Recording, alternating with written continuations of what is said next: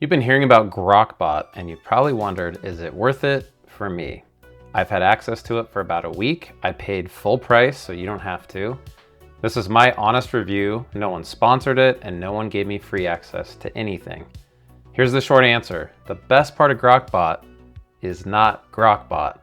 In this video, I'm going to show you what it's good at, what works well, what it costs, what's broken or missing, and how it compares to tools like Codex and Hermes, and who should versus shouldn't pay for it. So first, what the heck is Grok Bot? Basically, it's Cursor and Grok combining into an agent chat app. And the idea is chat is the way you're going to interface with all of your AI tools. And you can create little bots, which are like agents. They can also work together with each other, or you can put them into a channel. There's a Mac, a Windows app, there's a iOS app. You can get it on your iPad, but we'll talk about why I don't like the iPad app. Your bots run off of Grok's models. People are using them like assistants that connect to your tools, almost like teammates. We'll talk about the best perk of Grok Bot, but it runs on its own virtual machine. In a data center somewhere, there's a Linux device that they can actually use, and you can go in and see the screen and take over and log into a website or click around on the virtual machine. So nothing has to run locally on your own device. Let's just look at how do I use these. Here's my favorite example. I have bots over here that are pinned and some conversations. And what you can do is come in and make a new bot. Think of it like that's going to be a new agent with certain tools and a certain assignment. We'll just make a new one. You basically just say, hey, here's what I want you to do. So let's just use an example. I need you to be my research bot that keeps up on the news around topics I care about with technology and investing. It can be that simple. But where it gets fun is you can combine those into teams. So what I've done is I have a chief of staff, and it's basically the boss of all the other Grok bots.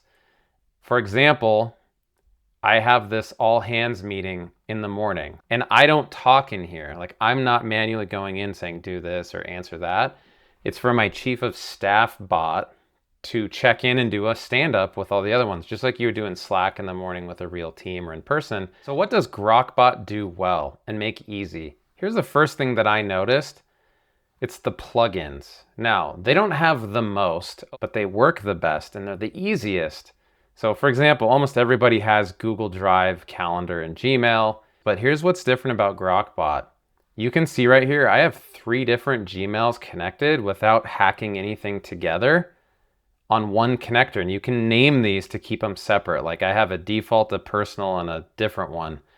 And what's really cool in the chat is you just say, I want to connect Gmail, and a card pops up and it'll say, click here to connect it.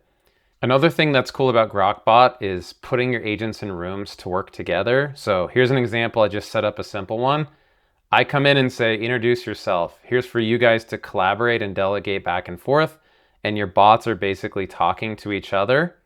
You don't have to be a part of the conversation. You don't actually have to see it. They can basically DM each other behind the scenes without you getting notification. Another thing I really like is it's seamless to use on mobile. The mobile app is great. The notifications even show the little icons. So if you know your colors and shapes of your Grok bots from the notification menu, you can tell which one's messaging you. Now, remember when I said the best part of Grok Bot isn't Grok Bot? You gotta be wondering, okay, Aaron, then what is it? It's actually the virtual machine you get access to when you're using Grok Bot. Because you can see up here in the corner, there's this little computer screen open and it says Chief of Staff screen. You can go in here and take it over full screen. I had a terminal open. If you're somebody who's curious what type of specs your virtual machine has, here you go. It's pretty beefy because you're paying a couple $100 a month to get access to this. And you can do things in a browser. So like I'm on my own whiteboard project on Grok Bot's machine.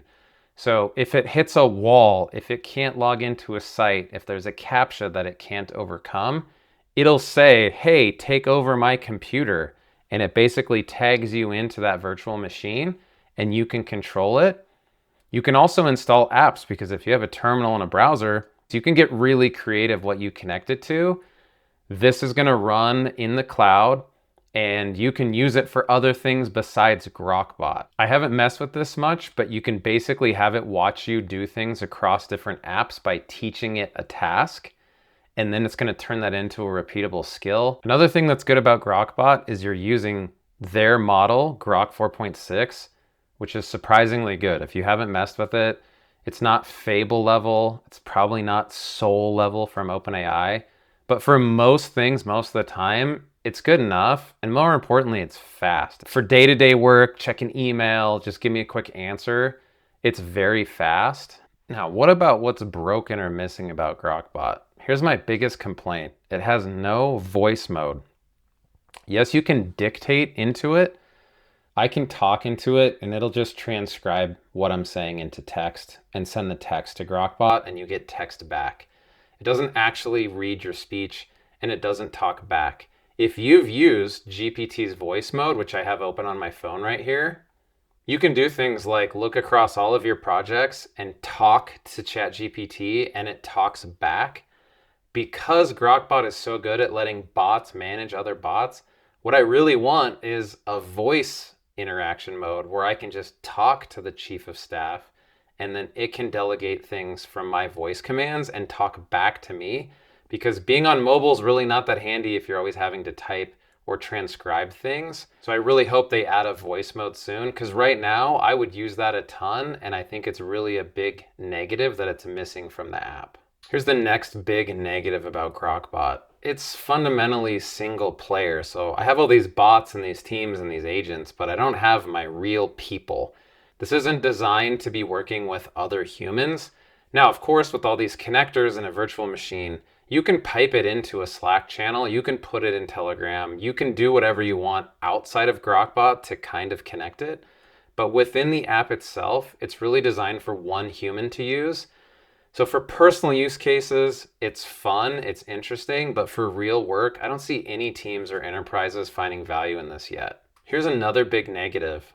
There have been times that I've been using it where your bots just don't answer you and don't follow through on a task. So a screenshot, at 1:41 p.m., I asked for directions, which is a pretty timely thing because it can see my calendar and it should know here's the street address. And it says, oh yeah, you have this thing at 2 o'clock, let me check. And I say, well, I need the street address. It just keeps saying, I'll check. And I don't get an answer for over 40 minutes. And I have to say, hey, you failed again. What the heck? I want it to either say, I hit an error. Please ask again. Or somehow notify me that it's not going to finish the task.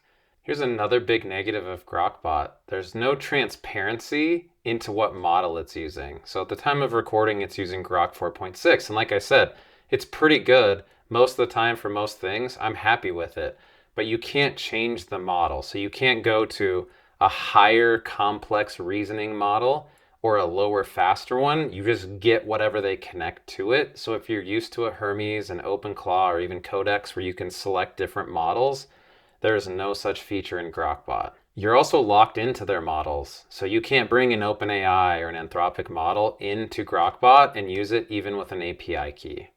Another big negative, since Grok Bot lives in the cloud, it's in a data center somewhere, websites that are strict about bots, like LinkedIn is notoriously, you're going to get hammered with CAPTCHAs, or Cloudflare is going to say, you look like a bot, we're not going to let you on this website. And there's going to be times where you have to go up in the corner and you're going to have to take over your bot screen and manually log in. Now, there is a trick to get around that. If you don't use Tailnet, by Tailscale, you can basically say, hey Grok Bot, I'm going to install this on your virtual machine, and I'm going to set an exit node on my home computer, one that's always on, and let it tunnel into my home network. So when it goes to LinkedIn, it's going to look like it's in my home office, not in a data center in Oregon or somewhere. Now that's kind of complex and it hasn't been super reliable, but it's the only way I've found to get around these bot restrictions and human checks when it's doing things in the browser. Here's another negative. The rate limits on Grok Bot are separate from the Grok app and they're separate from Cursor. It's hard to tell how much you get, and I haven't been using it a ton. I'm on track to hit a limit before I get a reset. Now, another thing that's a negative of Grok Bot, the iOS app is great. The iPad app is not. It's just the iOS app blown up to a larger size. And that's really disappointing because if you haven't used Cursor, Cursor has a great iOS app that's native and a great native iPad OS app. So I'm hoping that Grokbot gets a real iPad app standalone from the iPhone 1, but for now, it's not a great experience on iPad. Besides the virtual machine you get access to that Grokbot runs off of, what's the other best part of Grokbot that's not Grokbot? It's actually the cursor usage you get. So to help you decide, is this worth it and how much is it going to cost for me to get access to Grokbot, have a little decision tree for you. Do you have a super Grok heavy or a cursor ultra plan? If you do, you already have access to Grokbot, so just go get it. Do you value access to cursor?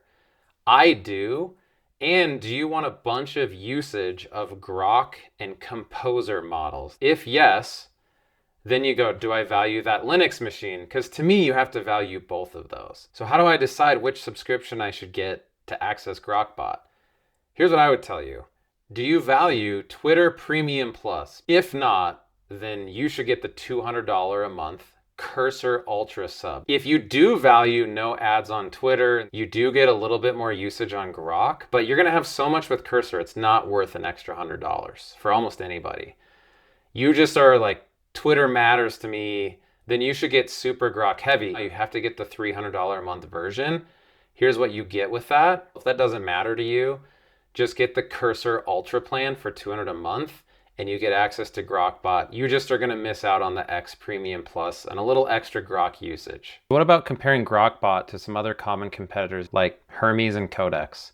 Let's start with Hermes.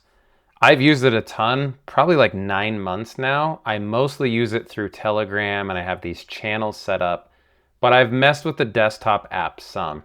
There are a lot of good things to like about Hermes. The biggest one is it's free. It doesn't cost anything to use because it's an open source app.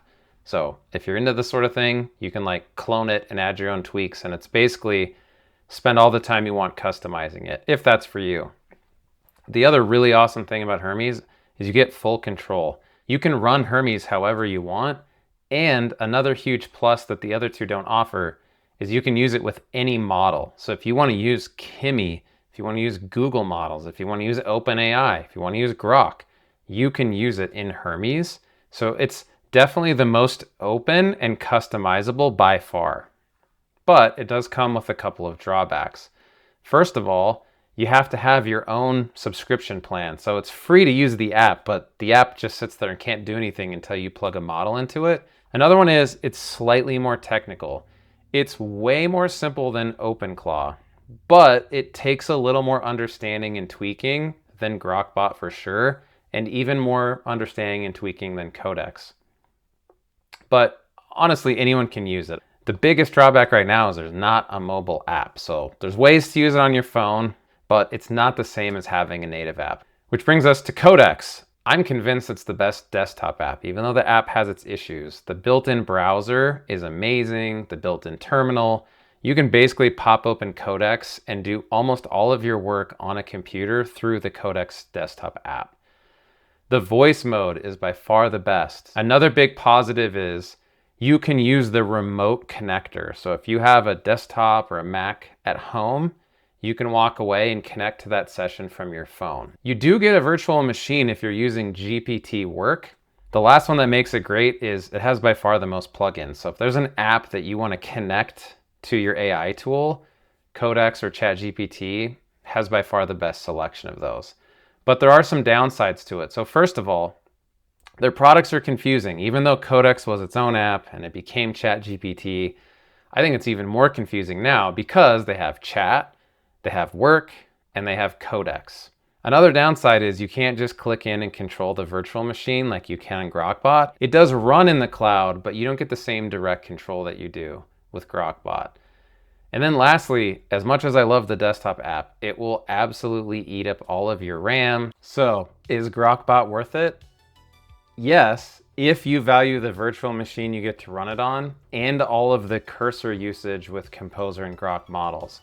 Otherwise, I don't see how it's worth it for anybody just based on Grok Bot itself. I'm gonna keep using Codex every day. I trust it with my work, same with Hermes, and I have way more control and ownership of it. Neither of those are gated by $200 plans. Was this helpful to see the side-by-side and the breakdown? Is there anything else you want me to review so you don't have to waste your money on it? If so, let me know in the comments below. Thanks for your time and your attention, and I look forward to seeing you on the next Is It Worth It?